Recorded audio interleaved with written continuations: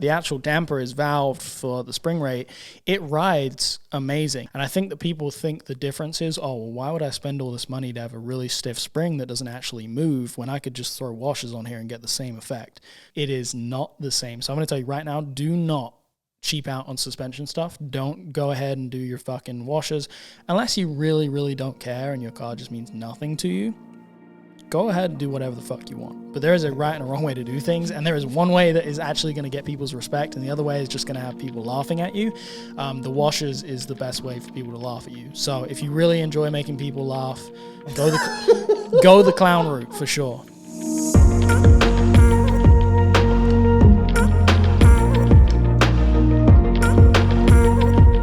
Yo, what's going on, everybody? Welcome to Substance Podcast. I'm your host, Liam. And I'm your other host, Matt.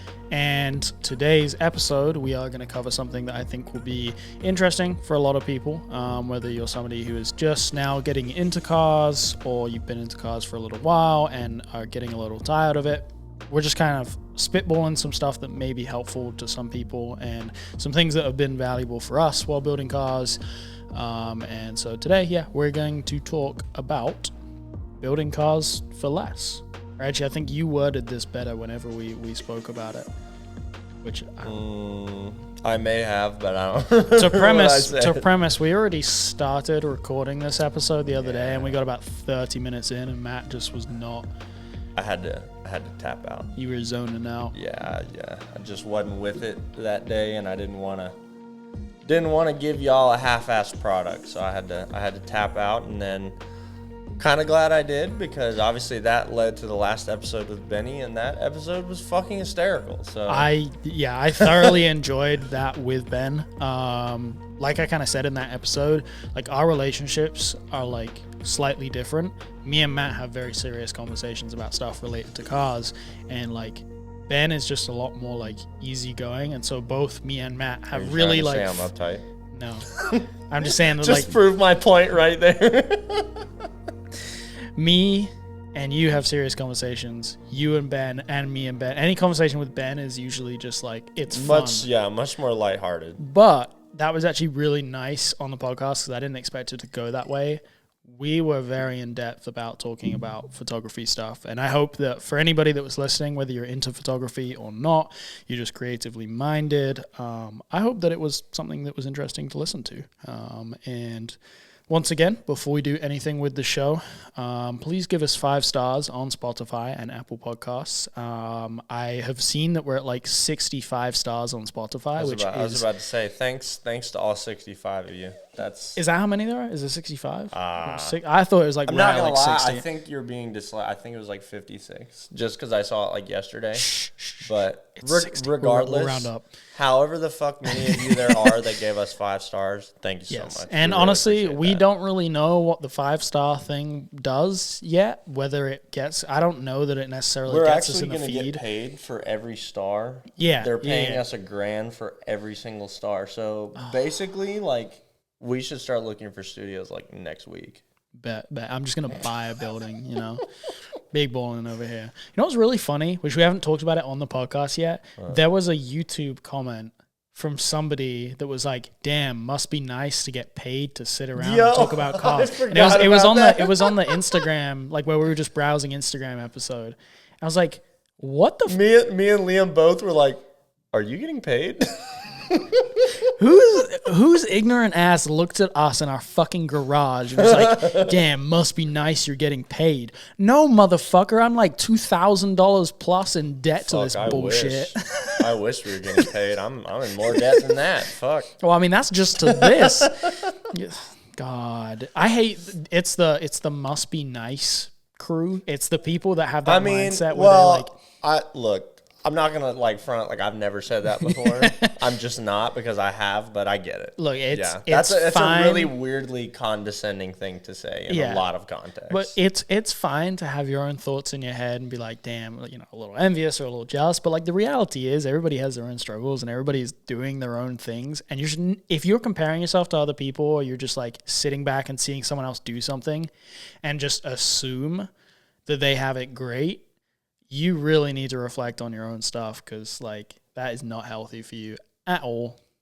It just is not. But I will say, Liam, honestly, y'all, like, Liam is actually really good about that. He's been a really good influence on me in regards to that, because I'll be totally honest with you. Matt I fucking struggle with that, dude. You love to get bitter I about little fucking things. struggle with that. Like, I just fucking struggle with it. And honestly, like, I'm not a jealous person, but I think it comes a lot from, like, being an artist for me more than anything. I think it comes from being an artist because, like, especially, you know, with Instagram and just the internet in general now, as an artist, it's so easy to be, like, overexposed to all these other artists that are just light years ahead of you. Yeah. And then, like, obviously it's one thing to get, like, inspired by them, you know, and I mean, that's fucking great. That's one of the best parts about, you know, that and social media. But, you know, on the other side of the coin, it's like you're walking the knife's edge between just, like, being inspired by them or just being, like, super discouraged because your brain's like, oh, must be nice. I'll never be that good. You know what trust I mean? me, I get it. Like, it's been 10 years of me, like, working towards goals, and I'm nowhere near where I want to be. There's been so many of my peers that I've, like, I mean, most people that are listening or watching this, you know, a lot of you guys don't even know who I am or what I do. But, like, a lot of people, even less of you know who I am or what I do. But even outside of that, like, people who do know me, you guys don't even realize some of the people that I've been, like, friends with and known over the years that have blown up in success, and I've just watched that happen. So I've been in that mindset where I've just seen, like, people, like, blow up, become really successful, like, out of nowhere. And I used to, like, when I was a little bit younger, be like, damn, what the fuck? Like, they didn't deserve that as much as I do. Like, I worked really hard. But I've come to the reality that, like, everybody works hard. Some people just get, like, lucky. Some people really, really work hard, and you maybe don't see that. So I never assume, and I never base anything that I do off of, like, anybody else. I'm just like, whatever. I'm in my own lane. I know that, you know, the stuff that I'm going to do will get there someday because I provide value to the people around me, and I love what I do. Eventually it will get there. My cynical response to what you just said is, like, at the back of my throat right now. Yeah? Because now spit it out, because people have to hear both perspectives. Look, man. Again, and we just talked about this. Like, I'm still working on that part of myself. Liam. This isn't to say that some of the people that are successful deserve it. Well, I'm not trying to, like, that's kind of it's like the where respectable I was builds taking thing where it's like I just ignore generally, the people that piss me off. you know, it's not assuming things is good 95% of the time. Right.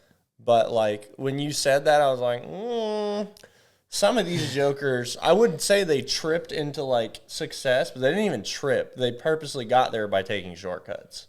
That, or, like, mommy and daddy hooked it up, which, I mean, shit, I would do nice things for my kids too, but teach them morals. Must be nice. And if your parents did hook you up with everything, at least be honest about that, because that'll get you so much further. Being humble in any place is always, like, a good thing.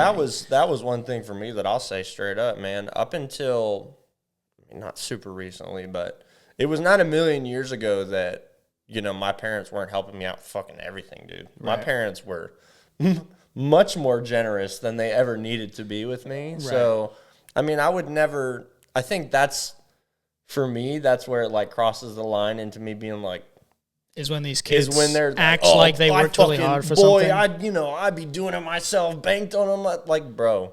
Self-made. That's your lunch money you're spending, bro. Get the fuck out of here. But anyways, but yeah, I'm a little bitter, you know. I'm definitely the more bitter between me and Liam, but I'm working on it. But before we sat down to record this episode, we actually had a technical difficulty. And so if you're watching on YouTube and it looks slightly different, it's because I don't have the, like, white LED that bounces off the wall behind the camera. It's because Matt, while he was getting in the chair. And also, for those on YouTube, there's also no wires in here.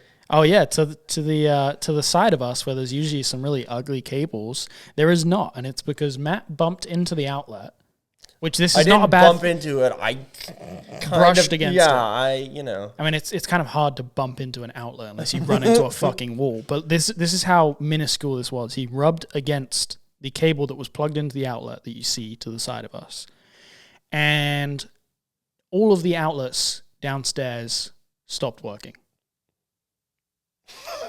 This is a brand new house. We're the first one living here. We moved in here 4 months ago, and this is exactly why I will never buy a brand new home unless I specifically designed it and oversaw the entire project, because they literally threw this shit up. They built these houses in 10 minutes. 10 fucking minutes. The rest of the neighborhood, since we've moved in, is almost completely done. And they'll sell these motherfuckers for like $300,000, or they'll rent for $2,000+ a month. Disgusting. If you're in that industry and you cut corners, fuck you. Now we have to figure this out. So maybe Liam is a little bitter. I don't know. I'm definitely bitter when I'm paying a bunch of money for something that sucks ass. Dude, I tried to close the garage door the other day with my garage opener in the truck. Oh, here, let me show them. I tried to, because I loaded up a bunch of y'all's orders in the truck to go take them to the post office. And I'm in the truck trying to get the garage door to close. And usually you have to hold the button. And I'm never sure which button it is, because there's 2 buttons. They're not labeled. And sometimes one of them works, sometimes the other one works. And I fucking am doing everything, and it does nothing. I get out of the truck, go closer to the garage door, and it still will not work. And so I was frustrated because I was hungry, and so I just literally launched the thing at the ceiling of the garage. I'm sitting in the car on the phone, and I cannot hear what's going on. I can't hear what he's talking about. And I just randomly watch him launch the fucking remote at the ceiling. People on YouTube, this is what remains of our garage door remote. Dude, fucking after Liam's fucking fuck that garage opener. Fuck this house. I'm just kidding. I do like this house. It's just like they build stuff so quickly so that they can make a profit off of it. And it drives me insane. And that actually ties into a lot of things related to the car community. Stop cutting corners and building shit. And companies. Banging all over everything. Literally, companies stop making garbage. All right, I need to stop. This is way too negative right off the bat. Maybe I got frustrated about this. Maybe house Liam's things. the most bitter out of it. I'm just kidding. It's definitely me. Anyhow. Hey, I'm bitter when it comes to something that actually affects me. That's the difference. Fair enough. But yeah, today's episode, we are going to talk about building cars for less. And like I just mentioned, don't cut corners. That's kind of what we want to go over. We want to go over. Oh, I remember what I said. What? Building high quality cars. Yes. For less. Yes. Wait, was it that? Something to that degree. Okay, we want to. All we're saying is we're not condoning. No. we're not supporting taking shortcuts, because like you're only cheating yourself if you're doing that. Right, We've absolutely. talked about that before, but essentially what we want to do is just go over some other options when it comes to certain things with a car where you can save a little bit of money and still get the same result. Maybe not the same, a different result that is still of the same standard and will still demand the same kind of respect as spending a shit ton of money would. And we'll cover like all kinds of different topics and a few different specific things. And I think that like, wheels, suspension, any kind of bodywork stuff is going to be like the main chunk of it. But I don't know, where do you want to start at? The thing that immediately comes to mind just at this moment is something that we've obviously talked about before, but like wheels. Mm-hmm. Because I think like the go-to first thing for anybody that's interested in this like aesthetically has got to be lowering the car and putting wheels on it. Right. I mean, just generally speaking. Which, number one thing, if you guys just picked up your project car, do not buy wheels first. Don't do it. You will look... I mean, you could buy wheels first if you come across a great deal, but do not put them on the car until you've done suspension stuff, because I promise you, you're going to look so dumb. Technically, well, I just want to clarify, unless you already have aftermarket suspension. Yeah, that's what I'm saying. Like suspension stuff always comes first, because wheels at stock ride height that are more aggressive than stock. You look goofy, son. Ooh. You look goofy. That ain't the move. Before we dive into this, you want to give the disclaimer? Because I feel like we're already stepping on spots here where that comes in. We're already going in hot, aren't we? Well, ladies and gentlemen, on this podcast, we share a lot, if not all of our opinions. The thing about that is they are our opinions. Everybody has opinions. Our opinions are not any more valuable than your opinions. They're just opinions. Yep. And that being said, the stuff that we talk about today is not a sure fact. These are just things that, like I said in the beginning, if you are somebody who is just getting into a new project car, or you're somebody who has been around and had multiple project cars, this might be valuable information. If you're new, this is, something that you maybe hadn't thought about and will be very valuable to you. But if you've been around and you've had multiple project cars, maybe these are just some things that you hadn't considered and will help aid your next project car. And so, wheels, good place to start. So my thing, honestly, has always been, like I said, we've talked about this. Close to the mic. Oh, sorry. I was gonna say your levels be sitting a little low there. Sorry about that, guys. We talked about this before On about the rep wheels yeah episode, which if you guys haven't listened to that, it is a very good episode. I don't remember which one it was. Was I it think number it was 3? like the third. Might have been the third episode, but we did a rep wheels episode. So if you guys want to go listen to that, we kind of cover all bases on that. So if anybody has anything to say about the conversation right now, go listen to that first before you contribute to this. But yeah, so something that I've always thought was cool, among other things, is the amount of really cool OEM wheels out there. Yes. We did touch on this, yeah. And it's like some people, I don't think a lot of people realize like just how many fucking cool OEM wheels there are, like, and from any manufacturer, really. Especially if you have a car that has a very popular bolt pattern, like 5x1 14.3, you have so many options. And it's the same thing with anybody who has a 5x112. Mm-hmm. There's so many Euro options. And the fact that if you decide to do an OEM wheel, they're usually a weaker offset anyway, and so you're going to want to run spacers to get a decent fitment from it. The nice thing is, if you want to mix it up and get different bolt patterns, you have that space to work with to get, adapters to run a 5x112 wheel on a Japanese car that's 5x1 14.3. Right. And so the options are endless. Literally. Well, I do want to point out, because this was something that I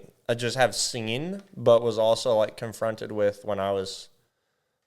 This is about to be like when I was growing up, but you know what I mean. When I was like coming into this. Yeah.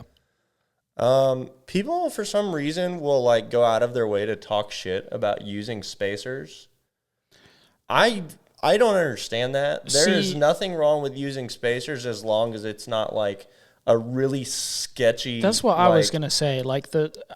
I feel like this used to be a thing a few years back. Like, people were real anal about spacers. But, like, what y'all don't realize is that they're fucking designed to do that. And unless you're doing something outside of the manufacturer's recommendations, you're fine. Like, they're not dangerous. I've run spacers on pretty much all of my setups up until now. Probably don't go over, like, 2.5, 3 inches with your spacers, but right. It's different for different applications. If you have a truck with solid axles, you can run 4-inch spacers because it's a solid axle. Yeah. I don't recommend doing it because 4 inches is ridiculous. But on like a street car that has like independent suspension, maybe don't run more than like an inch and a half. But so I've used spacers on I think like 3 of my cars. I'm pretty sure. One was for brake clearance, but like the other 2 were actually to make OEM wheels fit better. Right. Just because, like, dude, I don't care what anybody says.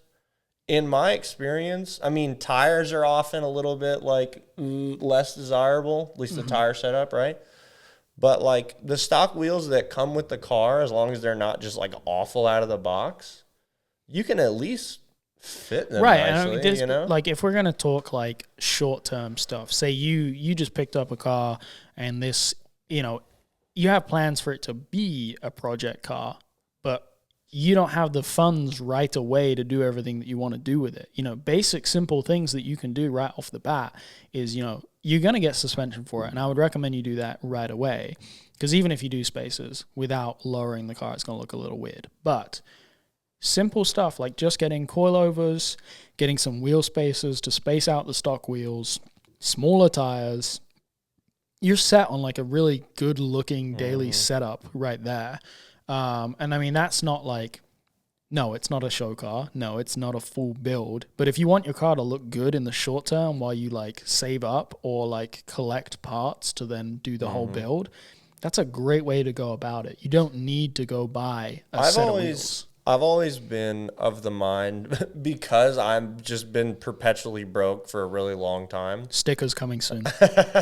I've always kind of had the philosophy that like I want to be able to look at my car and not hate it. Yeah. You know what I mean? Like I've just gotten so used to not having the resources to have it right where I want it at all times. But I've always just kind of, my rule of thumb has been like, let's do XYZ little things that I can afford at this moment. Right. That allows me to at least like not hate it. And that, I mean, that's absolutely. So it's kind of like right now, the TSX is stock, which I mean, yeah, sure. I wish I had money right now to like do shit to it. Yeah. But like, I would literally rather it be stock than look like I'm just kind of half-assing it until I can pay for other stuff. Right. And I mean, it's different for different people. But I think that doing like a temporary setup just to like keep yourself happy and your car not be completely stock is always a good thing. Oh yeah. Well, that's what I mean. Like as long as it's set up in, with whatever parts and modifications that just can like get you through and still be able to enjoy looking back at your car as you're walking away from it. Ties you over for the time being. Yeah. But onto wheels specifically with OEM options, here's what I'm going to say you shouldn't do.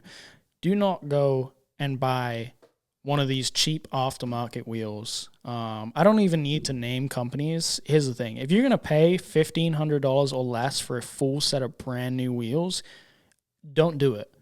Because I'm not going to, like, the quality on some of them may be okay, but like they're going to lose all of their value right away. And if you have plans with your car in the near future, like you have a kind of rough estimate of time period that you're going to, like, I'm going to get real wheels at this point, blah, blah, blah.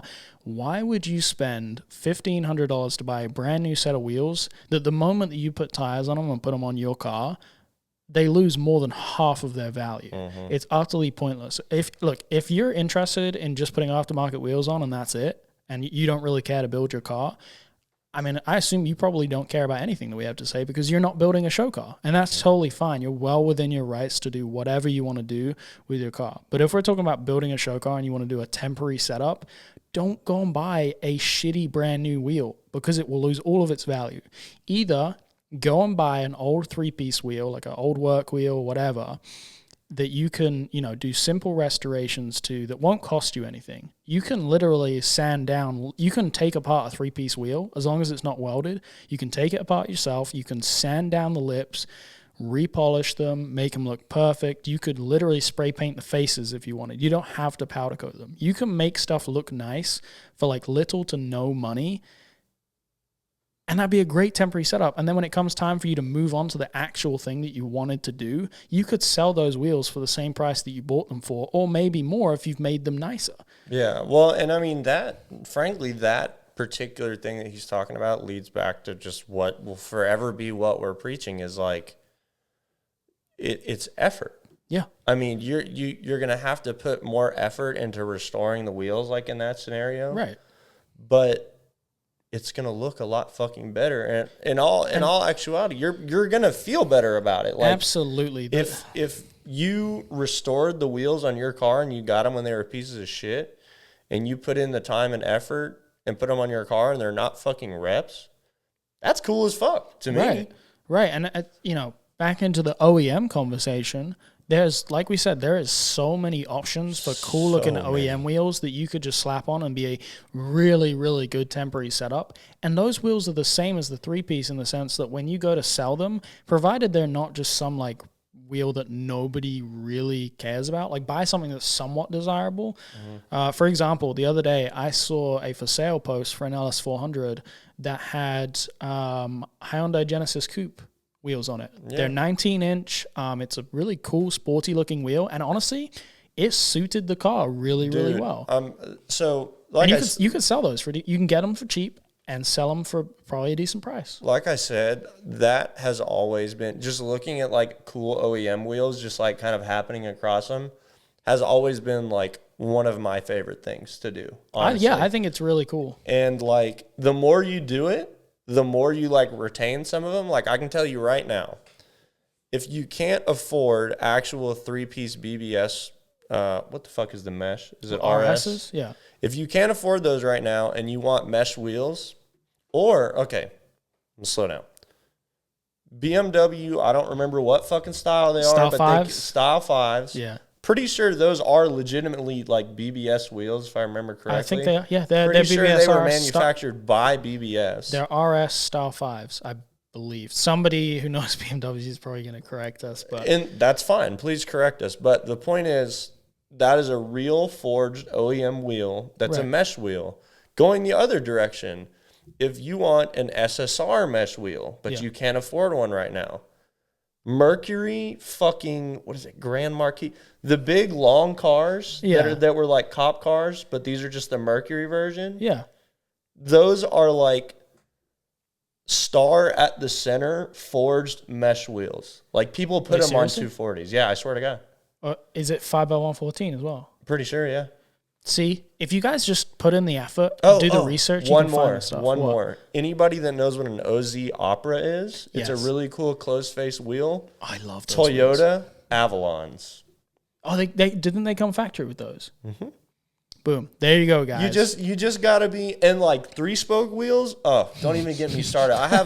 I have 3 different photos of different cars on my phone that I've taken in the last 2 weeks thinking about this episode. Yeah. Of factory OEM 3-spoke wheels that I would run on my personal car. See, this is all it is, guys. The biggest thing, which, I don't even want to mention it now because it's going to be something that we round up to.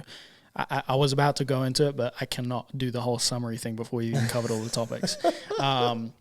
But one thing before we kind of even address anything else, because right now we're really just talking about like temporary setups and stuff of that nature, or just being able to do things that, you don't have to conform to having crazy 3-piece wheels or crazy expensive wheels to have a nice car. You could, like we've said before, you can take that money and put it into other things on the car that would then make it a better car overall, as opposed to spending a bunch of money on wheels. But one more, just because it popped into my head. I'm so sorry.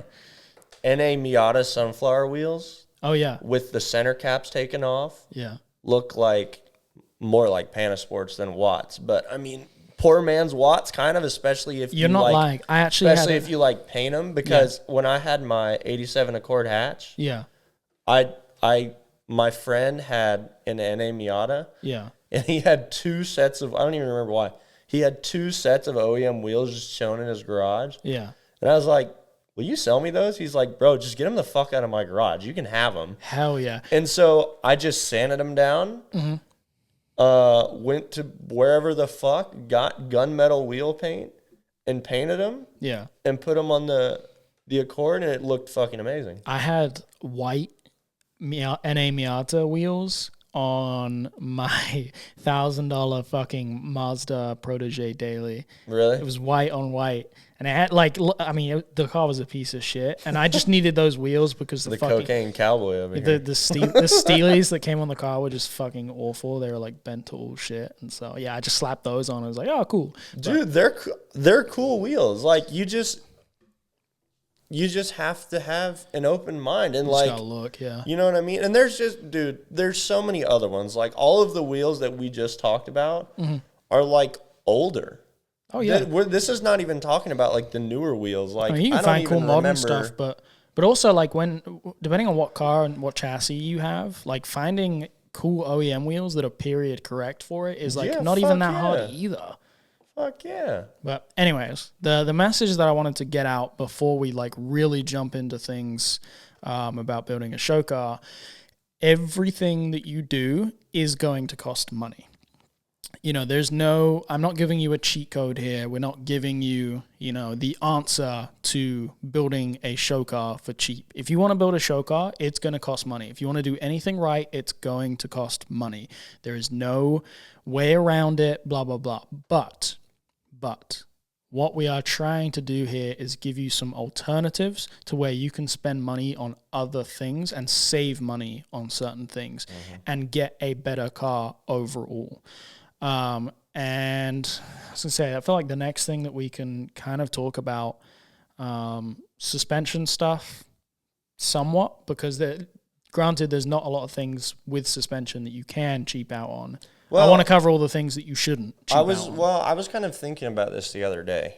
And I mean, from like a show car perspective, this is kind of a hard sell, but I'm just talking to people that just want to have a cool daily driver, which has been my case with most of my cars.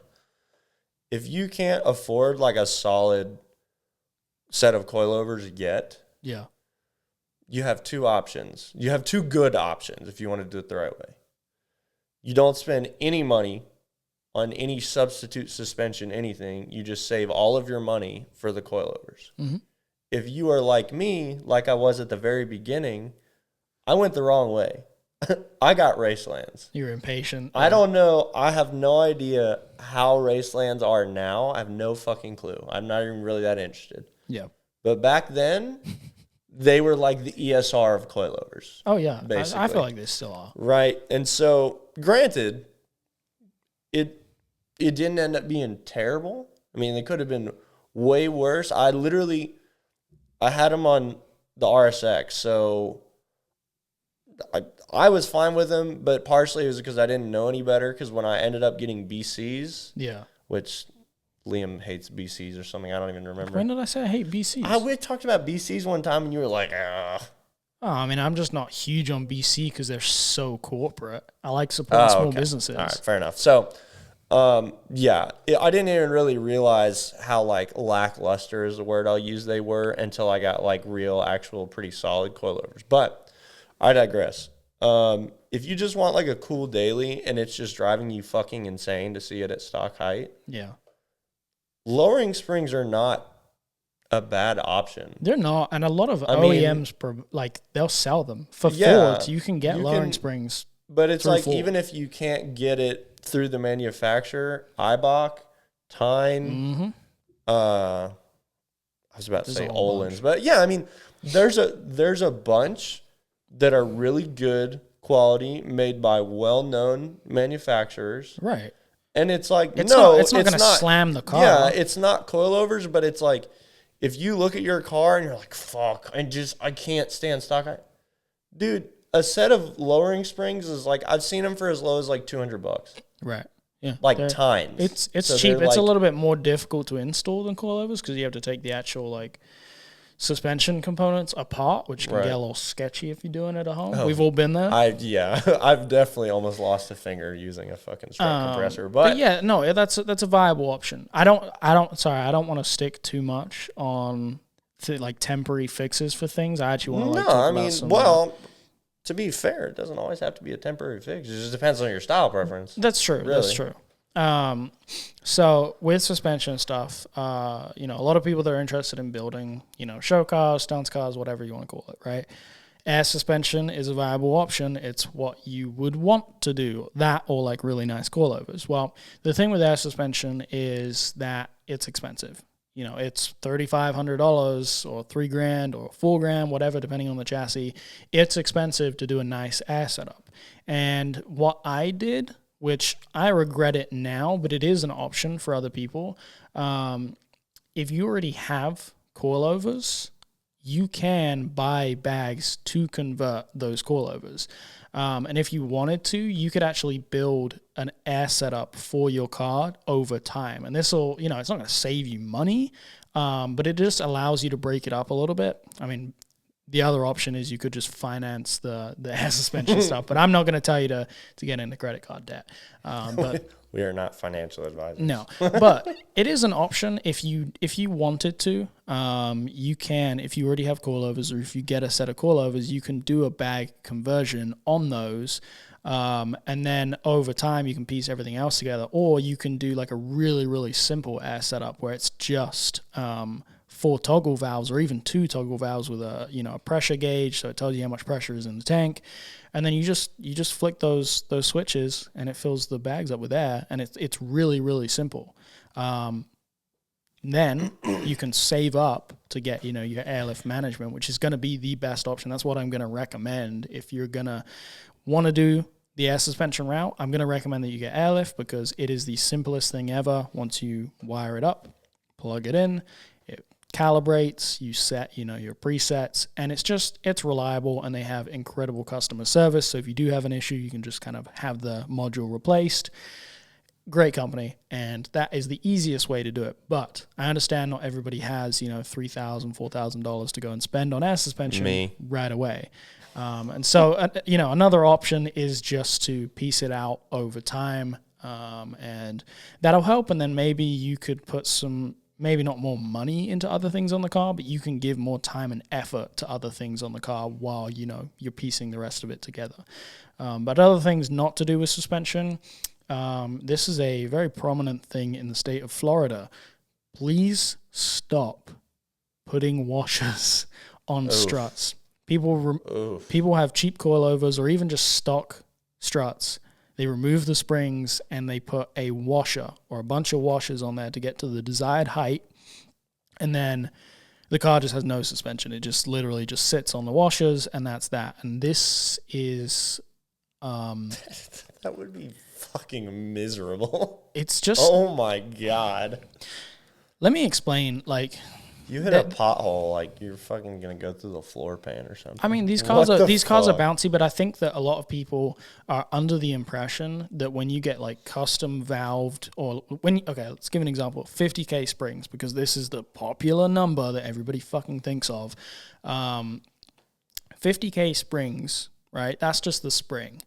If the damper, if the actual strut is not valved for the same thing, it's going to ride awful. It's going to ride just like maybe even worse. But if you have no suspension travel whatsoever, if you're just sitting on washers, what the fuck? It's going to ride awful. But in comparison, a spring that is really, really stiff and a damper that is valved for a really, really stiff spring on the right setup, with the car that is the correct weight for it, or whatever your desired setup is with your fitment, will ride amazing. Mm-hmm. My car has, which I haven't actually talked about this yet, but I have 46K springs in the front and 38K in the rear. Dude, stop. Somebody could steal your setup. Yes, let me gatekeep. I haven't even told anybody yet that the car is on coilovers. I've kind of just teased at it. So there's your exclusive. Substance exclusive. There's your exclusive. But because the actual damper is valved for the spring rate, it rides amazing. It does actually have some movement to it. Yes, it's a little jarring at slow speeds, but it rides amazing. And with how tight the fitment is, I have to have it set up like that. And I think that people think the difference is, why would I spend all this money to have a really stiff spring that doesn't actually move when I could just throw washers on here and get the same effect? Trust me, it is not the same. So I'm going to tell you right now, do not cheap out on suspension stuff. Don't go ahead and do your fucking washers unless you really, really don't care and your car just means nothing to you. Go ahead and do whatever the fuck you want. But there is a right and a wrong way to do things, and there is one way that is actually going to get people's respect, and the other way is just going to have people laughing at you. The washers is the best way for people to laugh at you. So if you really enjoy making people laugh, go the clown route for sure. If you really enjoy making people laugh. Yes, laughing at you. But no, he's got fucking washers on his struts. Fucking comedian over here, dude. But there are certain things on a car that, in terms of this subject, there's certain things in a car where you just shouldn't cheap out. Buying replacement parts, like maintenance things, Why would you cheap out on that? Don't do that. Buying things that move, mechanical pieces, suspension parts, control arms. Don't cheap out on that stuff, because this is the stuff that at the end of the day keeps you safe and keeps your car actually like driving.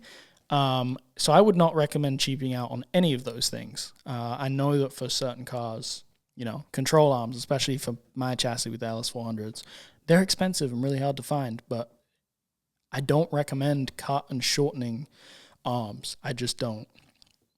People who want camber, do it the right way. It's kind of funny. Well, listen. It's kind of funny because I'm noticing just in this particular episode, there's like a dynamic difference between you and me, because our tastes in cars. It's like what you're saying is correct. Yeah.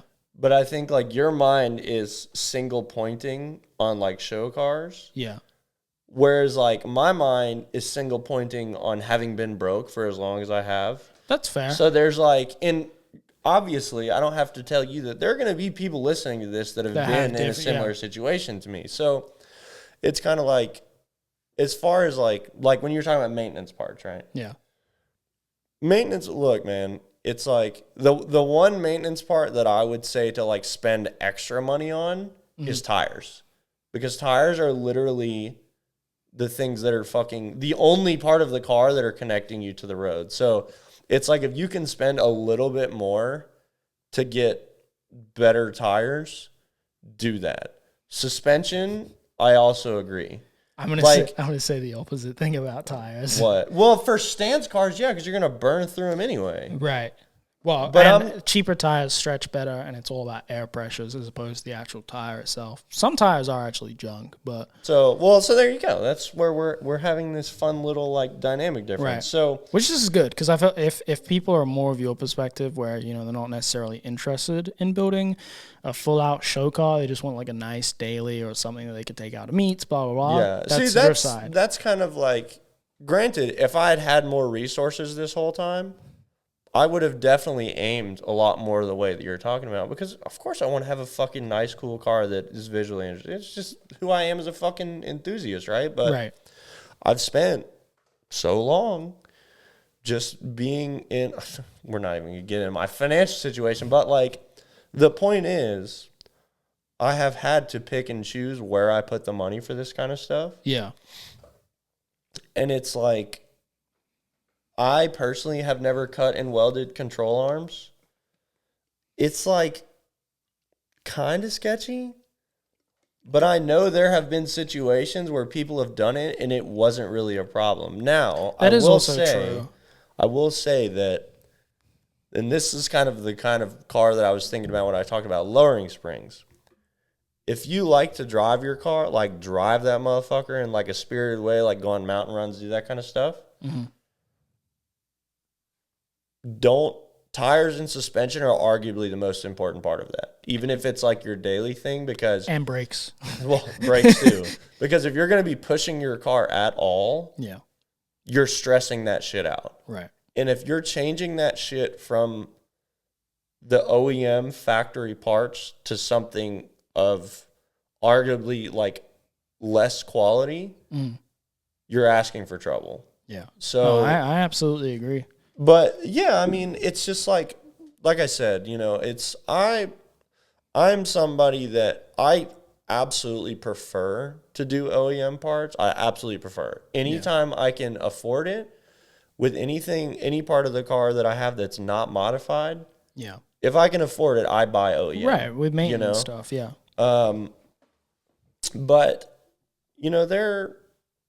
I don't know. There are some things where it's like, for me, if there is a proven track record where it's like okay and it's not really sketchy, yeah, I'll do it. I'll be honest with you. That's fair. And I guess the like cut and shortening control arms thing, or extending if it's lowers, I guess that's a case by case basis thing, because for certain cars, you have a desired look, you have a desired thing that you're aiming to do.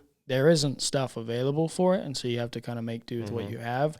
And I can't rule out that completely, because obviously I have shortened and angled knuckles on my car because it's a necessity to get, when you drop a car that low, you need to be able to get the suspension geometry back as close to factory as possible, and so you have to shorten the knuckles, and the angle helps aid with the camber stuff. And so that's really the same as shortening arms in that sense. It's just, I don't recommend doing it because a lot of people just do it really sketchy. A lot of people just have their homeboy just like chop some shit up. They don't use they don't make a jig for it or anything. I think that's the really important distinction. Like, if you're going to do something where you're personally modifying a part to serve the purpose that you want it to do, especially something that's detrimental. Like, if that breaks, you're fucked. You're going to have a serious accident. Learning to do this kind of stuff is one thing. Ask Liam. Look at his whole fucking YouTube channel. Like, learning how to do this stuff yourself is awesome and extremely valuable. Yeah. But especially with like suspension components and like anything that has structural importance to the car. Yeah.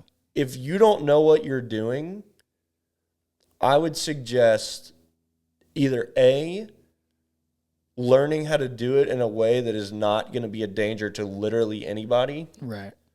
But even further, like, if you know somebody or have a good enough relationship with somebody that does know how to do it, ask them to teach you as they are doing it to your car. But like, what I will never be able to get behind is anybody being just like, oh, fuck it, I can do it, if they've never done it before, when it comes to like parts of the car. Right. Where it like messes with the structural integrity. Like, there was a point when I was like younger in all of this where had I followed exactly what I wanted to do without asking my friend that knows a lot more about this stuff, I literally would have fucked up my fucking strut towers. And that they would have been, you know what I mean? See, not my strut towers, I don't remember what the fuck he called it, but the fucking part of the car where the strut connects to the body. Yeah, the strut towers. Oh, so there's the strut. Yeah, so I almost fucked those up. And cutting holes in the top of them? Well, it wasn't cutting holes, but I was trying to like make the bore bigger. Yeah. To fit a coilover that, whatever, that's a whole other stupid story. But the point is, I asked my friend, he was like, oh, don't do that. Yeah. I was like, wait, why? He's like, bro, that's all of the weight goes right there. Like, you can't, it's that size for a reason. Right. And I was like, oh. So it's stuff like that, man. Like, if you have a friend or just like a resource, I mean, technically speaking, the internet can be a good resource, like forums, but be careful with that shit. And anything that you like take away, reinforce that shit. Yeah, get a second and third opinion. I was gonna say have the brains to like reinforce stuff that you cut and shorten, whatever. Any kind of fab stuff that you do, like that's some stuff that you really should think about. But anyway, moving on from suspension stuff, I want to get into the part where I really feel like you can save a lot of money, and this is where your car can be so much better. And this is something that I've experienced over, the past year or so. It's in bodywork stuff. Anything that you want to do with your car, which I know a lot of people don't really care for it and they just want to keep their stuff simple, that's totally fine. But if you have any interest in changing up your body, changing up your body, go to the gym.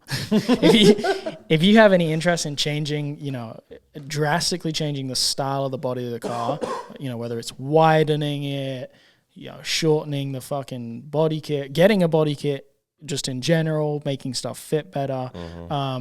One of two things. You could take the car to a body shop and have them do it, which arguably is going to be the quickest solution. It's probably going to have the best end result in that time frame, obviously. But you're going to pay for all of that. You're going to pay for that. Bodywork stuff is incredibly expensive because it's very time consuming and you're paying for the person's experience. They're very good at what they do and they'll get it done in, an allotted time frame, which you realistically couldn't do.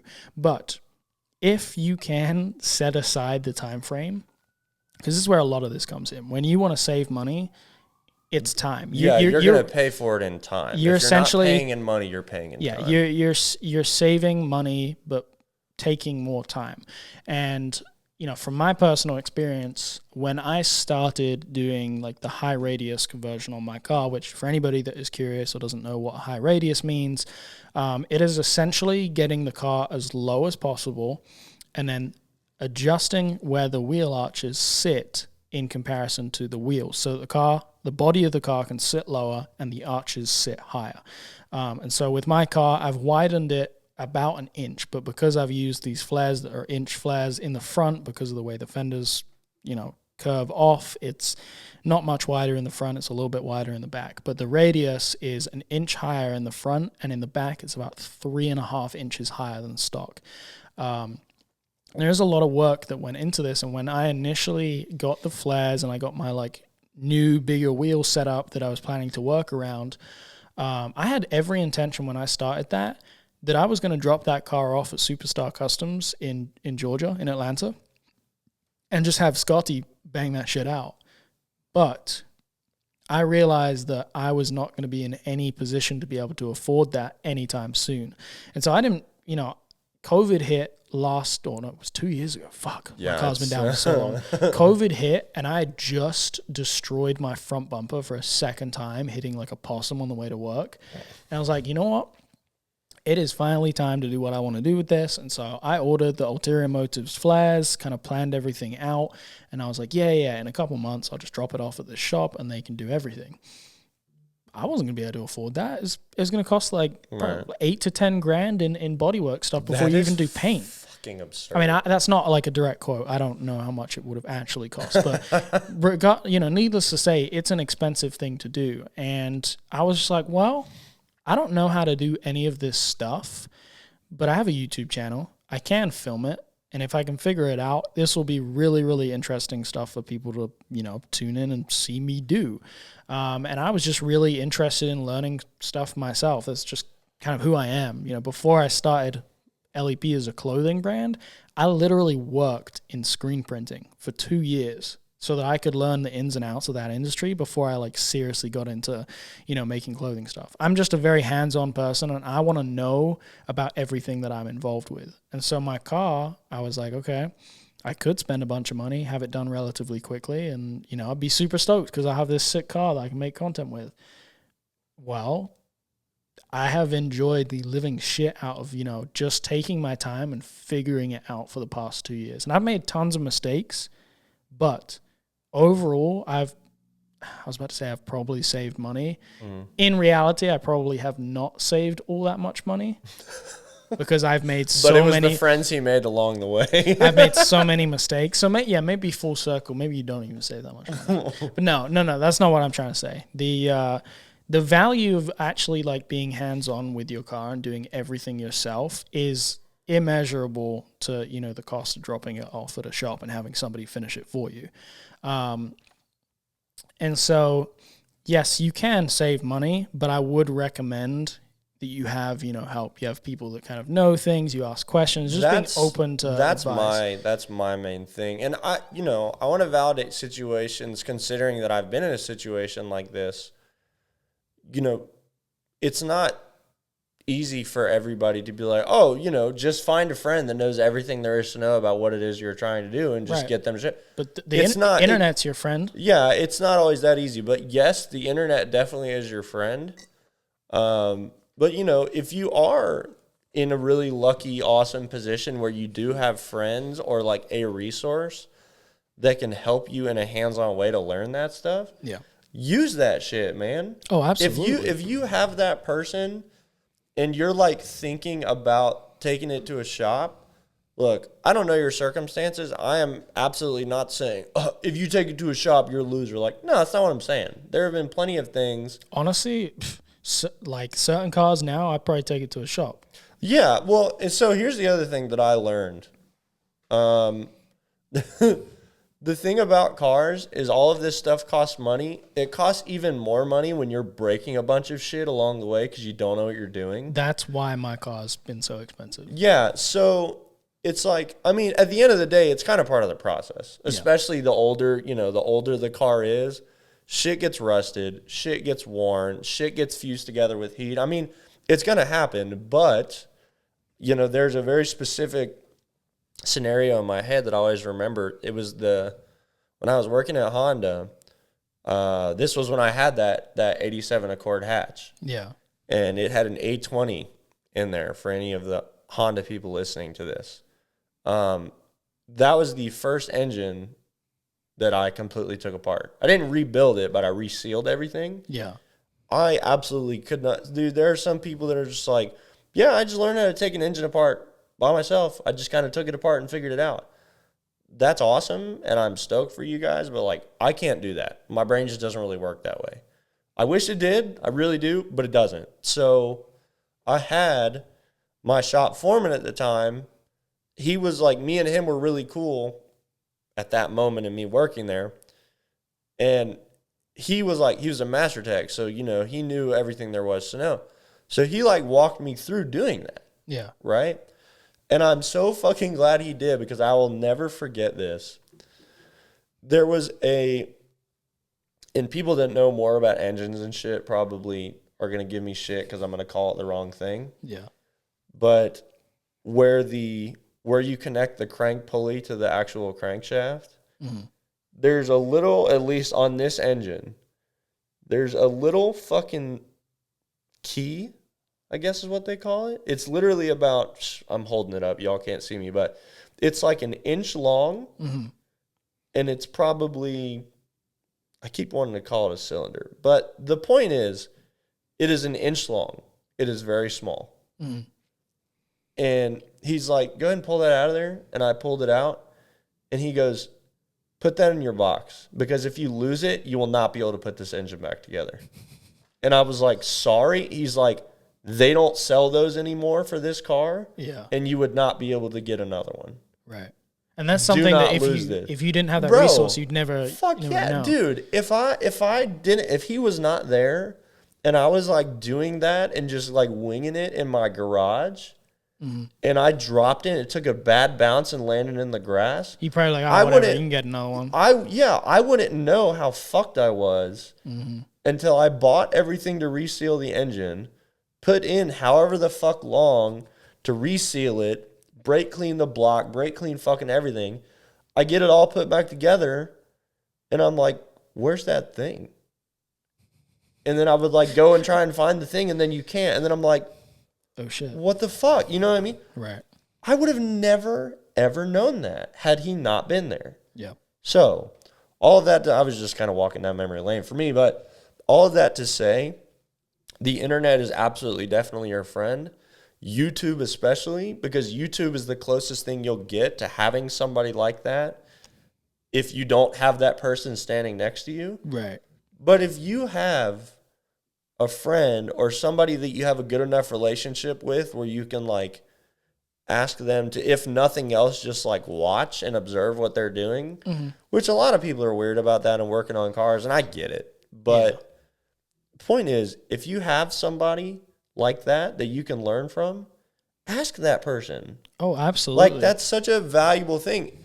And at the end of the day, like, if that's your friend, even if it's somebody that's just like loosely like a car enthusiast friend, bro, you being with them while you rebuilt or whatever the fuck your first anything, it's an experience. Dude, fuck yeah. That's such an awesome memory to have. Right. And so, okay, to kind of come full circle with it, because obviously we've covered a few different things on this, and obviously in my experience, because I've made so many mistakes, it has ended up costing me probably more than if I just dropped it off, and it's taken considerably longer, and the car's still not done.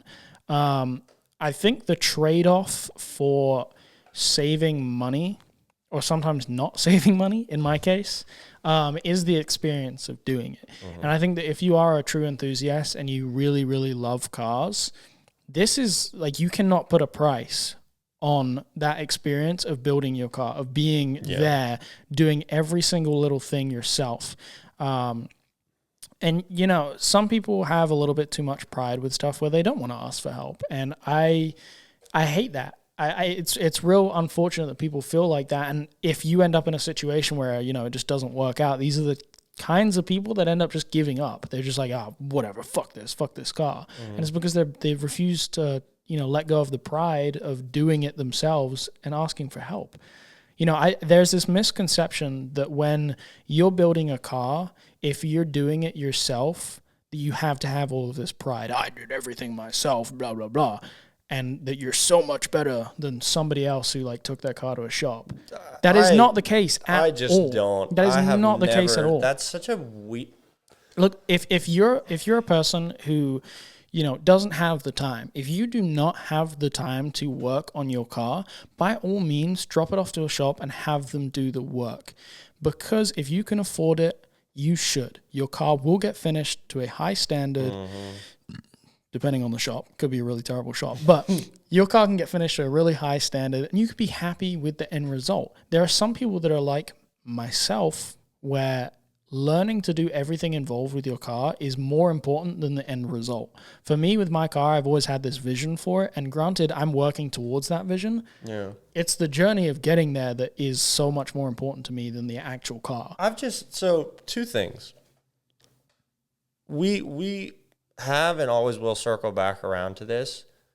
This, on its best days, this is a community. Right. So just being an island about this kind of stuff is, first of all, very much your own choice. Right. Right? We can't force you to be like, hey, help. Yeah, but it's if you do not ask for help, what am I trying to say? Don't get upset when it goes wrong. Okay, that yes. And then the other thing I want to address is these people that are just jerking themselves off about, because they built it themselves. I built my own car, this and that. Yeah, no. Dude, whoop-de-fucking do. I'm great. You spent a lot more effort than some other people. Here's the deal. But it's a case by case. Exactly. It just depends on the kind of person you are. If a shop builds your car, I have zero fucking issue with that as long as you're not just talking to people at a show yeah, I remember when I was putting in these lower... Don't fucking lie about that shit. Right, obviously. That is the only time that I have a problem with it. Other than that, dude, there have been so many fucking times. I'll just tell all y'all this up front. There have been so many fucking times that I have taken my shit to a shop because I didn't fucking have time. Exactly. I didn't have time. I didn't have the energy. I was working like a motherfucker. I didn't have time. But that doesn't... I'm not so fucking obsessed with the idea that I'm the only one that can work on my car. I don't have time for that. I don't have time for that kind of thinking. No, absolutely. And it's funny to me, which this almost comes back to the must be nice people. But so many people will get on my ass about how long it has taken for my car. I mean, and what Liam, 3 years is a pretty long time, dude. Is that but all you got after 3 years, bro? What people don't understand is that, one, I'm not building the car to appease other people. Yes, my business owns the car and it is, part of my business. It helps me with sales. It's for marketing, blah, blah, blah. But at the end of the day, the car and I'm building is my own vision. It's something for myself. I couldn't care less if it gets done 10 years from now. As long as it gets to the point where I'm happy with it and I had fun along the way, totally fine with me. You know what's funny that I just thought about as you're saying this? What? I'm going back to art again, but I just realized this in you saying this. It's so interesting how this applies to cars specifically. Yeah. Versus artwork, because if I see somebody post a process photo of something that they're working on, yeah, I never see anybody be like, God, you've been working on this for so long. Can you just... When it comes to never art, happens. Yeah. It doesn't happen.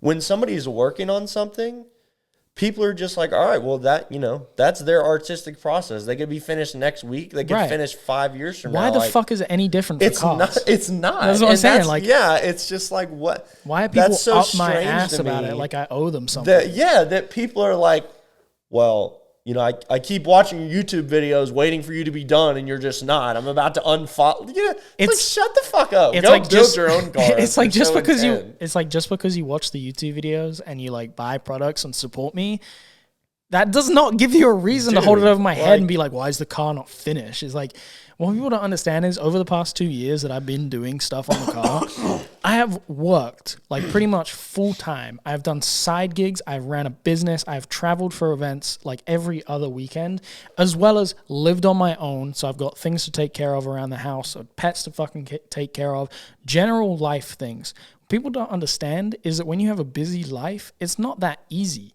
And yes, I could have just dropped the fucking car off and had it done. Sure, but I didn't want to do that because the kind of person that I am is somebody who enjoys figuring it out. Yeah, that's my art. That's your doing artwork. So what I want you guys to understand is that things don't happen overnight. Everything done right will take money. And you're not on anybody's timeline. No. I don't give a fuck what anybody says to you. You're not on anybody's timeline. No, absolutely A car, I mean, really any kind of creative endeavor, but in this context, a car can take however short or however long of a time you fucking want. Right. It doesn't fucking matter. Oh, fuck, dude, I wish you'd finish. Shit. Do you want to finish it for me? Hey, my PayPal is $Liam Miles. If you want to finish my car, donate money that's your right Cash now. App. Oh, yeah. You're right. My PayPal is actually my email. But, yeah, my Cash App is $Liam Miles. If you want to pay for my car to get finished because you're that up my ass about it not being done, send me $15,000 right now. I will finish it this month. If you send me 15 grand right now, I'll finish it this month. But, and I'm not saying like you can't set a deadline for yourself. You know what I mean? I know there's a lot of people that like within reason will aim to get their car ready by like Riverside, obviously, for example. Right. You know what I mean? I've been saying it for 2 years. I've literally been saying my car's going to Riverside. Exactly, though. You can set those deadlines because it's something to work towards. But if you don't get it, it's not the end of the fucking world. And but it's like never rush your car. That's what I'm getting at, man. Is if you're building a car, unless these people giving you shit are paying you to get it done by a certain time, who fucking cares what they say? Right. Who fucking cares? Again, it's very much the same. Oh, well, you should do this. Or, so are you paying? Are you paying for me to do that? Oh, yeah. I see. I didn't think you were, so shut the fuck up. It's like walking into a restaurant and you go to order one thing and someone's like, I'm getting heated over here. Someone's like, no, you should get this burger. You're like, well, I don't really want a burger. I'm like, no, you should get it. I was like, burger. Okay, well, if you pick up the bill, I'll try the burger. Dude, I mean, and it's always every episode, y'all. I promise it's going to circle back around to this. Right. Just do whatever the fuck you're doing for yourself. Our suggestion is simply it's a suggestion. Have pride in what you're doing. Right. I mean, if you're doing it for yourself and you're putting like time and effort into doing something that's not just like half-assed just to get it out there, you're doing the right thing. Like, I don't, fucking internet, man. Like, they just have a place to put these stupid fucking things that they think. Yeah. And they immediately are like, oh, well, I feel this way, so I'm just going to tell this guy. Right. Would you tell that guy in person? If so, by all means, say whatever shitty thing you want. But if you would not walk up to that person at a show and tell them what you're about to say, keep that shit to your fucking self. Right. There's not, why? Just because you wouldn't get confronted about it, don't be fucking, ugh. People are such head asses, bro. But no, the one thing that... Can y'all tell that this shit bothers the fuck out of me? Yes. So coming back to the subject of the podcast was how can you build a car for less, or how can you build a quality car for less? And I think that, it is possible. It is possible to save money in certain areas by, doing things yourself or learning things yourself and getting hands-on with it. That is very much the case. But the side part of that is that if you get in a situation where you can't figure it out, ask for help, because that will be the difference between you spending less money and more money. Absolutely. You start out as it being just more of your time. If you're not prepared to ask for help, it will end up costing you more money because you will fuck up. And I have done that many a times. And you'll lose the key that is the only way you can fucking put the engine back together. And a lot of my instance personally, mistakes that have been made have been down to the fact that I've been on like a time frame for something, or I've been 100% on my own. Like there's been situations where I'm just in the shop and I don't have somebody or a resource to talk to right then and there in that moment, and I have to get something done in a time frame because the car has to go somewhere, Right. because I'm moving. God, I hate that situation And so much. I know that there's going to be a bunch of little problems and issues with my car that need to get figured out, because I had to rush to get it thrown together to literally get it on a trailer and drop it off at a paint shop. And that's just sometimes how life is. But yeah, that especially, I didn't even think about that. That especially happens when it's your daily. That is, bro, I have been in that situation more times than I would even, than I would have ever wanted, where it's like, I had to stay up until like 2 or 3 in the morning finishing whatever the fuck was going on because I had to go to work in the morning. Right. Dude, I remember that shit like the week leading up to Simply Clean when I drove the car down there. It was a 14-hour drive. I needed to do all new bags, wire up the height sensors for the air suspension, and then refigure out the rear fitment and shave the quarter panels. Fuck that. All of this shit, 5 days. Sounds like a nightmare. 5 days leading up to Simply Clean, where I was driving the car with no support vehicle, no friends, no tools, nothing. And every single day. Fuck, Liam, I know we didn't know each other. Why didn't you call me, dude? I would have went with you. Well, so every day I had to go through the most ridiculous process ever because I lived with my friend Ryan, and he had this like garage out back behind the house. There wasn't like really like a proper garage. So I had this sliding door that wasn't sliding. It was self-tappered in like into the wood. You had to unself-tapper it to and then lift. You had to lift the door off. And so I had to do that every single day, plus the fact that I had to drive the car through the mud and the dirt to get back there. I was waiting for you to say that part. Once you get the door off, I had to pull whatever car was sitting in there, if it's the E30 or the Miata, whatever, pull that out and then get my car in there, which is already enough of a task. Yeah. Then I have to jack the car up and start pulling things out. And I had maybe 2 or 3 hours a night. This is how y'all know Liam's about it. 2 or 3 hours a night to do the work that I needed to do, put it back together, test drive it, make sure it was good so I could get to work the next day.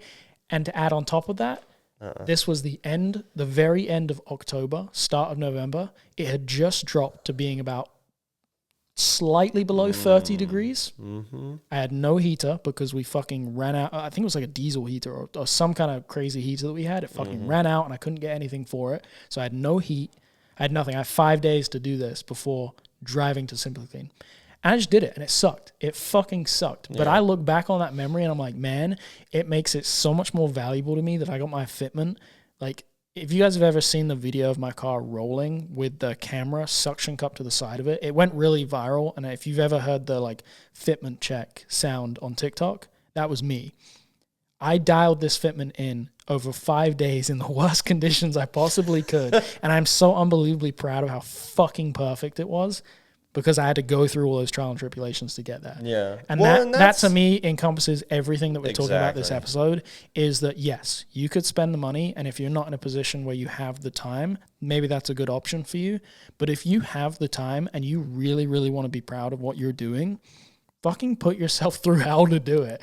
I'm not saying that, like, you absolutely have to, but, you know, it's going to suck at certain times. And that's what makes it so valuable, is when you finally get to the point where it's what you wanted, you're so much happier because you fucking did everything. But in saying that, don't jerk yourself off. I was going to say there are a lot of people. There are a lot of people that'll be on their high horse in that situation. Don't be that person. Don't be that person at all. And I've tried my absolute best to be that. Like, I'm very proud of, like, the stuff that I've done to my car. But if anybody asks me questions, I'm the first person to answer. I'm the first person to talk to people about what I did, how I did this, things to avoid, blah, blah, blah. I'm just proud of it myself because of the way it made me feel and what I had to go through. Like, nobody else, you saw it on camera, but you weren't in the garage suffering in the cold. And so I'm just proud of it for myself and what I had to deal with. And I am the first person to share anything with anybody else. I really, I'm not keeping anything a secret. I don't have a problem with, I don't have a problem with asking for help either. With this whole process of doing the radius, I have needed help many times. Like I said, man, this is, on its best days, this is a community. And I mean, with Instagram, like, there's pros and cons, Well, the reason I mention it is, like, I am 99% sure that if the car has time to sit, it's not like an immediate thing that you need. You can find somebody on Instagram that you can at least ask. Right. Somebody that you know is knowledgeable about these cars that you can at least ask. Now, whether or not they'll even respond to you, obviously I can't say. But the point is, you have some possible resources there, and then as ever, you can go to forums, and you have literally years worth of people telling you what works, what doesn't, what to do, how to do it, shortcuts, like good shortcuts, shit like that. So you have resources, but in my experience, it's definitely the best to have somebody there. And I mean, frankly, it's the most fun way to do it because, like, experiences with your friends. Dude, that's why cracking a beer and working on cars is like a thing. Yeah, shooting the shit in the garage is a thing because you know you got your homies around and you're just working on stuff that you're passionate about. Yeah, and like literally the worst thing for me with building my cars, I've had nobody.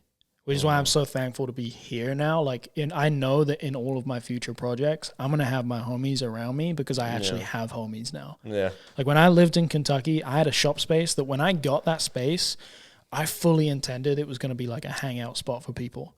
I maybe had people there 1, 2, 3 times, and not to hang out, just to assist me with something really quick. Yeah. The rest of the time, it was me in there suffering on my own.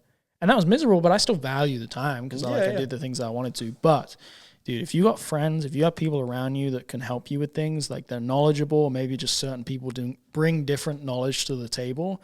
Like, yo, if you have a crew of people, like if you have a group of friends, one of your friends is a fab guy, one of your friends is an artist, one of your, like, a dynamic group, y'all could build some of the best cars ever. And like, for me, it's a huge goal of mine that, like, eventually, when I'm at a point financially where I can afford to, like, hire people, I want a shop space where I have mechanics. Like I have people that do fab work. I have people that, you know, bring knowledge and skill sets to certain things, and we can just build the sickest fucking cars. Yeah. Because I have so many ideas for cars in my head that I want to build, and I can't do it on my own. Yeah. I don't have the pride in myself to be like, oh, yeah, I'm going to fucking do all of this on my own. I just can't. It's not going to happen. So, yeah, I think... I don't know. I don't know that we necessarily provided that much in the way of tips or ways to save money on building a car, and I apologize for that. But I think I wouldn't agree with that. I think we gave some insightful stuff to think about that maybe people hadn't considered. Yeah. No, I mean, I'm kind of like, I don't know why, but I'm just like so stuck on the wheel thing because, like, I'm telling you guys.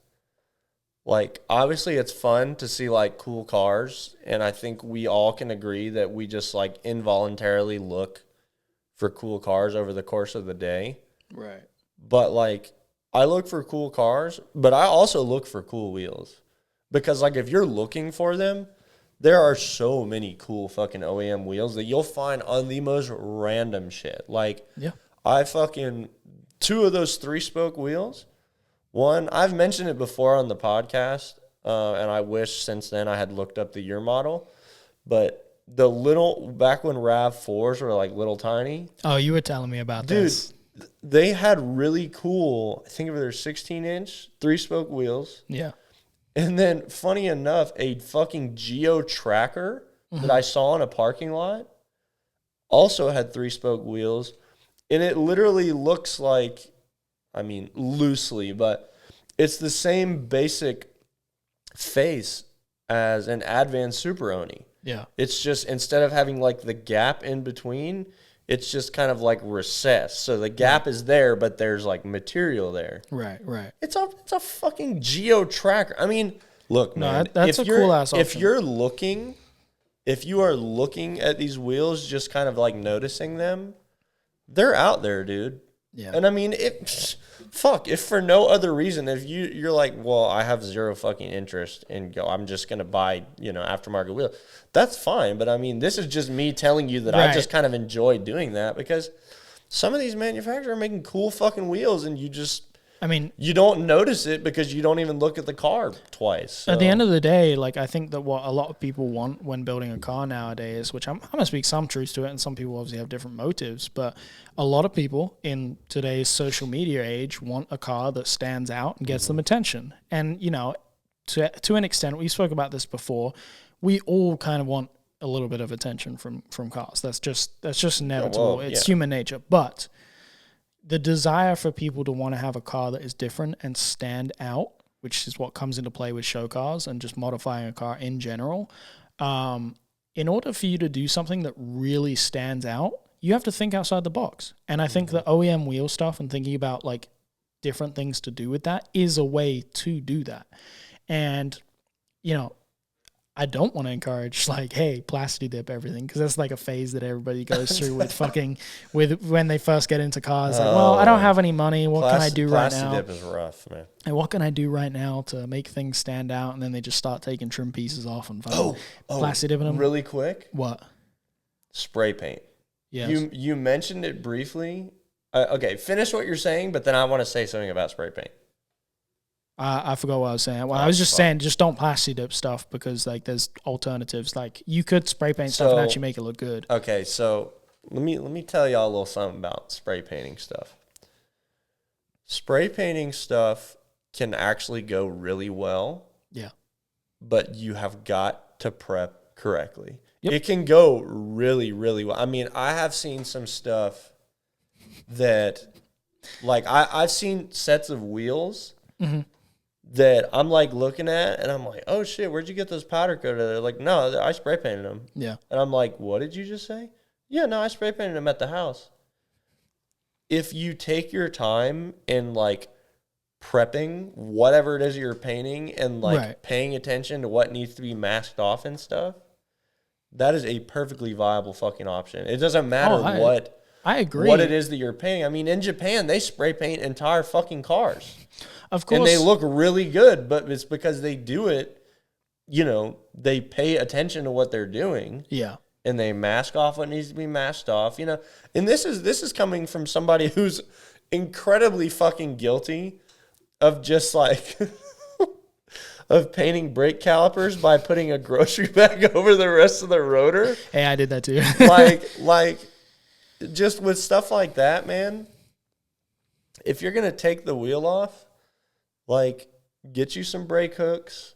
Right. Take the calipers off. You're just taking your time, putting in more effort on everything. You know what I mean? And it's just going to look better. Everything comes back to effort and execution. If you really take your time with stuff and put in the effort, you can make it stand out. But, you know, there's a certain level of people that will think differently and think outside the box, and then a certain level of people that will just do, like, fairly simple. If you're just doing fairly simple, it's the effort that makes you stand out. Exactly. And talking of spray paint, there was something that I saw on Facebook a little while ago. It was a guy in the UK that had a Porsche. It's a 911 something. I don't think that it was a GT3. It was like a slightly old, like 992 or whatever generation. He spray painted with aerosol cans the entire car. And we're talking like this is like a 60,000 pound car, right? He fucking spray painted it this green color. Yeah. And like prepped everything properly. Fucking like did all like the right amount of coats. It's all super even, like wet sanded, buffed, everything. This motherfucker looked good. Dude, I'm telling you. And like, it all comes down to effort. Not to like circle back to Kaido cars again, but this particular dude, there are so many like different Kaido cars that I've seen just on like Instagram and stuff. Yeah. That literally they have liveries. Oh yeah. They paint the liveries with spray paint, but obviously it's all they're down taking to, like, their time the and they're masking. I mean, that's with spray painting, like taping and masking is arguably like the most important part. Like any of you guys that most people do, but like lowrider painting, pinstriping, well not pinstriping, sorry. But like lowrider paint style with like all the different design elements, that whole style is literally fucking it's all completely based around masking. Yeah. It's like that. Y'all should check out on YouTube like how lowrider's painted because it's just so fucking cool. But like The point is, it's the prep work and the masking, and then just taking your time. And I mean, I tell you right now, sometimes that shit's hard. Like, taking your time, especially with spray paint, because again, super fucking guilty of spray painting something and then like having to paint another coat over it because I'm like, I wonder if it's done, and then my fucking fingerprints in it. Well, you just have to be patient with it. I was gonna say the other thing with that is that like it's almost impossible to get good at things without experience. Mm-hmm. And so yeah, it's gonna take time for you to build experience and get good with those skills. But being critical of your own work is like super important, I think. You know, some people have a hard time. It's a balance, though. Right, right. I have a hard time with being too like overly critical of the things that I do. It's a balance. But you know, being a perfectionist about stuff is, at the end of the day, is what is going to result in you end up having something better, because you're picky about, you know, what it is that you've done or what the work has been done on the car, and you always want it to be better, and so you will push yourself to learn more skills and to do more things and get the things right. And so, you know, as long as if you're doing stuff yourself, you're doing DIY, as long as you don't kind of half-ass throw it together and you're like, it looks somewhat decent, and then other people around you reinforce it and like, yeah, it looks sick, when in the back of your mind you're like, it's not exactly how I wanted it. Mm-hmm. Don't settle. Do not settle just because somebody else hypes it up and is like, oh yeah, it looks sick. If you in your own mind are like, it's not there yet, don't settle. Don't finish it. Don't take it to shows until like it's ready. And there's a lot of people that just kind of hack shit together, and because, you know, social media or other people around them reinforce that it's cool or it's like a sick thing, they're like, fuck it, yeah, we'll just take it to places. And then you get all these people that like point out flaws at shows, and and everyone's like all surprised, and it's like, well, yeah, motherfucker, you knew that it wasn't ready to be at a show, but you took it anyway because social media told you it looked fucking sick, and then you're surprised that people are pointing out flaws. Yeah, I mean, like, and you know, be a perfectionist. Seriously. If you just, well, I'm not gonna say that, but like, just be proud of your work, man. Yeah. Okay. That's a better rounded way. You know what I mean? Just do. If you're gonna do something, do it to where you will have the mental security where even if somebody talks shit about it directly to your face, maybe they don't like the style, they at least can't question how well it's done. The execution. Right. You know what I mean? At least in that scenario, you can be like, well, I did a good fucking job. It didn't really matter if you like it or not. Like, I did a good job. I know I did a good job. And that's it. Whereas if you do something and you didn't put your best effort into it, and then somebody, you know, says something about it, whether they're like talking shit or just like offhandedly mention something, that's going to sting. Yeah.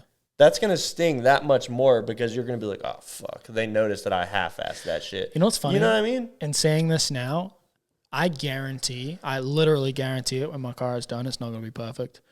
I know that there's going to be like a bunch of little things with that car, and I'm going to be the first person to point out all of them, because you cannot be picky and make fun of my car if I've already pointed out every flaw on it. Yeah.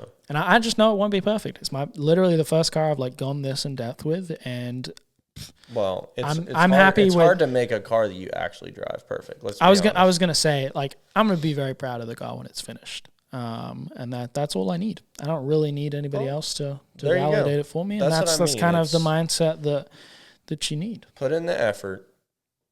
Do work that you can be. Do work. Oh, let's say this. Do work that you would claim. Yes. Do you understand what I mean? Yeah. Do work that you are proud enough that if somebody was like, oh, whose car is this? You'd be like, oh, that's mine. Right. So do work that you would claim, and just, I mean, I guess that kind of ties in with execution. Just like, don't half-ass shit, man. Like, this would kind of fall back on, like, you know, the element of style that we've talked about before. But like, when you get an idea, see if it's been done before. Not for the purpose of like talking yourself out of it because it's been done before. But like, one thing that I love to do is like specifically look to see if stuff has been done before, so I can get a mental image, like a very concrete mental image exactly of how it looks. And then at that point, first of all, because it's right in front of me, I can decide for myself whether it like looks as good as I thought it would. Oh, yeah. And further, if it does look as good as I thought it would, I'll go ahead and do that shit, change it up, ideally change it up a little bit from whatever it is that I'm looking at.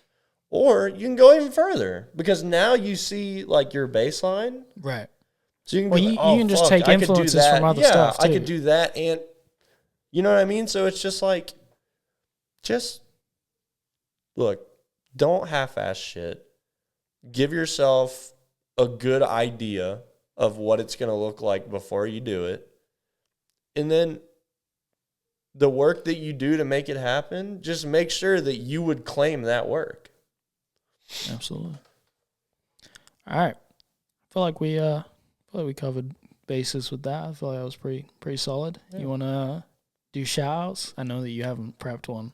Oh, we literally always forget. That's what I was doing 2 seconds ago. I was like, oh, I feel like it's like a tradition now where we just have to fucking... we literally be forgetting. We don't even be doing the Q&A section half the time too. It's just because I don't think about it because we don't plan out. On this one it's kind of, I was thinking about that a little earlier and I was like, this is kind of just us talking. We don't really plan out when we're going to record sometimes, which we need to sit down and make a list of all the episodes that we're going to do so that then, when the week rolls around, we can just pick, which one we're going to do ahead of time and plan when we're going to record. But we're not in control of everything. And so it always just ends up being like, oh yeah, we're going to record on this day. And so I never have time up front usually to post the Q&A thing, and that's just how it is.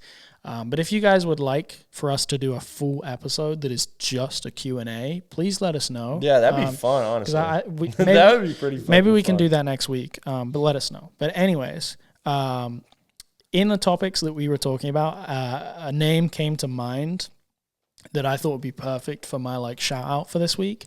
The guy is at 95_drifter on Instagram. And the reason that I am choosing this and the reason that it fits this topic very well is that this guy has a TikTok and Instagram series called Painting My Own Car. And this is, it's a Datsun. It's a 280Z. It's got a 2J? Yeah, it's got a 2JZ in it. Really, really sick car. But over however long it has been, he is basically doing all of the work to widen the car, make it sit lower, any kind of fixes, all of the bodywork and stuff in preparation for paint. And he's documenting everything in super high detail on Instagram and TikTok. And it's a really interesting series to watch because you can just see every little thing that he's doing. And I just relate to it super hard because it kind of seems like he's doing a similar thing to how I've been working on my car, and just he probably has more experience than I do, or at least it comes across that way. I'm gonna tell him what your model. But all right, hold on one sec. Let me finish up doing this. No, you're good. That's 95_drifter. It looks like the last one that he posted was fixing, I don't know if there's a rust spot on the corner of his trunk, but just all kinds of little things that if you're watching it, one, it's a really satisfying thing to watch people do body work, and two, it may actually be useful stuff that if you're thinking about doing something to your car, you could see some of the stuff that he does and learn from it. Or if he makes a mistake, I don't know if he actually puts in mistakes, but there may be valuable stuff in there for you guys to learn from. And at the end of the day, if you don't really care, it's just a cool car to look at, and being able to see the process of it, I think it's really cool to see it come together. So yeah, go follow 95_drifter. And Matt has discovered the wheels that he was talking about.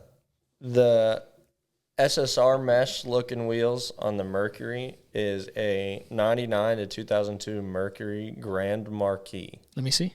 So I thought that's what it was, Grand Marquis. If anybody wants some SSR meshes on their car but can't afford it, I was gonna say they're not actually SSRs. No, they're definitely not actually. It's a 16x7. I think the bolt pattern though, it was what the fuck was it? 5 by 4.5 or some shit. Yeah, which I don't recognize that, but Wait. It's Ford? Oh, it's Mercury, right? Yeah, it's Ford, yeah. It could be 5 by 108. I don't know. Maybe. I don't remember. Maybe it is 5x114. You can get fucking spacers for it, right? I'm sure you and can. you'll have to probably with those specs. But that, I mean, that's a cool looking wheel. Yeah, regardless, it comes on a fucking Mercury. You don't notice things like that unless you look for it. Anyway, I mean, I feel like that's a fairly accessible wheel. You could find that in a junkyard somewhere. Well, and the lip on these, like from factory, is a lot more. I don't want to say aggressive, but it's a lot deeper than the BMW meshes. Oh, the Star 5s, yeah. But that being said, there is a lot of just really cool options for OEM wheels out there. And, you can restore stuff. And the same thing with if you buy multi-piece wheels, you can literally restore things. Adding your own touch to stuff at the end of the day is going to, be so much better than just, buying something and throwing it on. Mm-hmm. Personalize everything. Yeah. So today, I want to shout out a friend of mine who is part of my all of my friends in this compendium of render artists. But I'm gonna come back to these guys very often, and I can't wait to have some of them in the podcast because just the way that these guys think and the way that they use the obsessive amount of knowledge they have about car styling. Mm-hmm. Their Discord is, well, it's 50% shit posting, but the other 50% is just mind-blowingly extensive knowledge of all kinds of car styling, Japanese or otherwise. Render art is something that isn't spoken about enough in the car community. Unless it's somebody like the Kaiser, where everybody knows who it is, and those cars have been brought to life. Yeah. Do you know how many people there are out there that are creating stuff on the same level and coming up with these unique ideas? They're just same level. They just don't know. Exceeding. Look, I'm gonna put you guys on. Don't fucking worry. But today, I'm putting you on to my friend Verone. His Instagram is at VERONE digital. And I'm trying to figure out a way to do it in a cool, attractive way on the Substance Matte Instagram. Mm-hmm. But Garrett, Sad Machines, basically orchestrated with all of those guys, all of the designers in his Discord, the MAS, Machine Auto Salon, mm-hmm. where they basically are having their own trade contest, show or whatever. That McLaren that he did, that was his entry for MAS. Yeah, so they're doing their own virtual trade show where they're showing off their ideas. Exactly. That's fucking sick. Yeah, so wait, can we is this something that we can tune into? I'm talking to him about that right now, how we can share this with people, because right now it's just kind of an internal between them Discord thing. They all posted their cars on Instagram, but it's not all in one place. But I'm talking to him about that right now. But yeah, so Verone came out with some GT86 variants, but y'all need to understand, Verone did this, and he is not the only one in that group of designers that do this. Mm. They literally are building kits they're building entire cars from the ground up, even to the point of they have design salons, I guess is what they call it. All of this stuff that's not stock on this car, 99% sure he designed literally all of this. Dude, this is so sick. I'm looking at an FRS, not the facelifted one. Well, arguably you could say it's facelifted, but he's literally changed the front fascia and rear fascia and made these crazy looking kits. The front end of this car has a grill that looks like it's straight off of a Ferrari, and an older generation Ferrari. You can see it too in this particular. So this is the first. If y'all go to his page right now, well, this is going to be a week from now, so maybe not. But excuse me, if you go to his Instagram, you will see the post that we're talking about. He has 3 cars in his booth, I guess it would be. Yeah. He has 3 different what's cool is setups they of built this the cars. booth too. Dude, all of it. It's literally the whole rendering community outside of the ones that are really popular on Instagram is incredible. It's absolutely arguably one of the most slept on communities, I guess, within Dude. What? I think you've shown me this before, but this is one of the coolest fucking things I've ever seen. What is it? the Insomnia Honda Civic Si. Oh yeah. This is like an early 2000s style Honda Civic. And you can't dude. You cannot build and style things like that without the knowledge base, and they all have it. All of these guys. If these guys had the right funding or the right investors, oh my god, I want this for these guys. My god. I literally want this for these guys. They could be designing and manufacturing some of the coolest fucking aftermarket body kits on the market all day. But because they're just random guys that like know each other on the internet and they're small and like people don't know about them, it's not accessible to them. But you guys need to go look at this stuff. I'm going to be putting you guys on over time to all of these guys because, and honestly, some of them have Instagrams that are not even super populated, but I see what they're doing in the Discord. All of these guys are fucking obscenely talented and obscenely creative. Anyway, I'm going to put you guys on, but yes, at Verone Digital, check out what he just posted for MAS. In the meantime, I'm going to work with Garrett to maybe try and get all of the entries for MAS this year onto one Instagram page. That would be so cool. Just for everybody to go take a look at, because y'all have got to see the work that all of these guys are doing, because it's incredible. It's incredible. You know what's really cool? Granted, they may not they're not developing like the physical skills of building a car. The design stuff that goes into it, dude, they are balancing so many different unique skills. One thing I'm just picking up on, just looking at this Civic, they know how to do photography and lighting too. Oh, fucking, have you ever like, I was about to say half, all of Garrett's stuff? Yeah. To me, that has always been unbelievably cool how he presents his cars in these posts, because like, dude, hold on, let me show you something. I think if I gave one of these render artists a camera and like a car and explained settings or just like figured the settings out for them, they could fucking shoot really, really amazing pictures because they know how to present cars. Like, they are honing in on so many different skills with this render art stuff. It's incredible. Like, the way they're presenting this stuff. Oh yeah, I know, I've seen this before. Just badass compositions and stuff. Like, dude. So the point is, I am not going to allow them, as much as some of them would hate this, I'm not going to allow them to be in the dark anymore, because like, Kaiza is good. Kaiza is talented. I mean, my personal bias is Garrett is much better. Again, Kaiza's good. He's talented. He knows what he's doing. And I like a lot of his stuff. Garrett and a lot of the dudes in this Discord are not getting nearly enough recognition. They should arguably all be getting the same type of recognition as him, because I'm gonna say this, it's incredible, man. I'm gonna say this right now, which I'll probably mention it in another episode. I hope that this could be quoted someday. If I can afford it someday to like launch a company that does aftermarket body kits for cars, these are the people that I would be working with. These are the people that I would be paying top fucking dollar to come up with and design and throw ideas around for body kits and stuff, because their taste is impeccable and their skills and knowledge on this stuff is insane.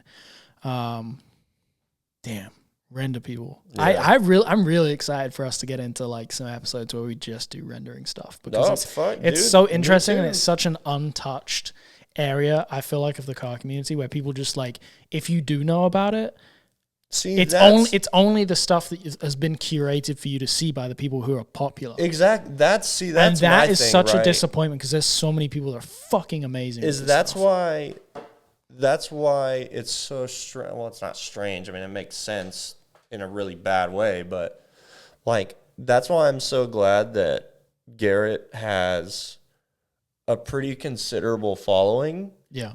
Because that means a lot of people are seeing what he comes out with. And it's like, he is not all the Instagram popular render artist. No. He's period. Well, I mean, he's also not swayed by the things that... No, he does exactly what he wants. Yeah, he's not swayed by what other people might want. He's just designing the stuff that's in his head. You know? Which is exactly how I would do it, yeah, too. That's... All of these guys that I have in my head when I talk about this stuff, they're all like that, and they all collaborate. Right. They all collaborate. I mean, there are guys in that group that are literally like, will spend hours and hours rendering like a wheel, like a custom wheel to put on somebody else's car. It's not even something that they're making for a company and fucking selling. These guys are just doing it because it's in their head and they fucking have love to, it, dude. Oh, it's... All right, we got to end because otherwise this whole episode we'll spend another hour talking about this stuff. Just for anybody that hasn't heard his name when I've mentioned it for the last like 3 episodes, that sad.machines. And my shout out for this week is Verone Digital, Verone. Absolutely. And thank you guys so much for listening or watching on YouTube. Like I said, please give us 5 stars on Spotify or Apple Podcasts, or like the video if you're watching on YouTube. And if you have anything to add, feel free to post it in the comments on any of the Instagram posts. Send either of us a DM if you have anything you want to add or talk to us about. Comment section on YouTube is open for conversation. And, and sub.stance.mat.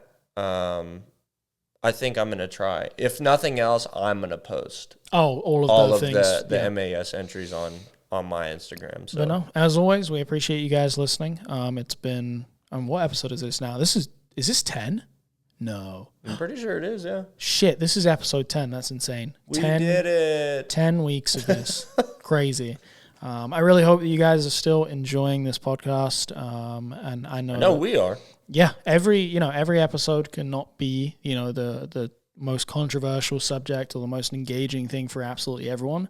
And if it was, we'd get burnt out really, really quick. Mm-hmm. But we appreciate those of you that stick around for every single episode. And because of that, as you can see, Matt is wearing a Substance shirt under his jacket. It's a nice olive green. I also have a light green available for these. They're not going to stick around for very long, and once they are gone, I'm not going to be restocking these same colors. I have crew necks that I'm planning to drop at the end of the month. I'm very excited about those. But if you guys would like to go grab those, you can go to lepautomotive.com/shop now and grab one. And I think because this may be one of those episodes that not everybody tunes into, it'll just be our niche audience that really likes this. Because of that, I want to reward you guys. So I will pick 2 of you guys who go to Instagram right now and comment on the post for this podcast, the first post for episode 10. I will pick 2 of you guys that comment on that post to win a shirt. And we thank you guys very much for tuning in and listening or watching, whatever it is. Yes, we do. We will see and speak to you next week. And maybe we'll do a Q&A episode. Let us know. But till then, peace. Love you. Bye.